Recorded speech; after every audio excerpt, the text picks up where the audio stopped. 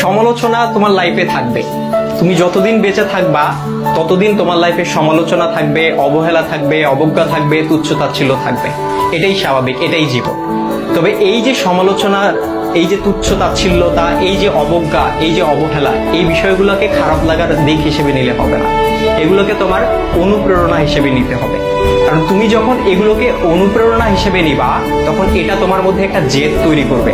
আর যেই জেদটা তোমাকে কঠোর পরিশ্রম করতে কি করবে ভাইয়া? অনুপ্রাণিত করবে।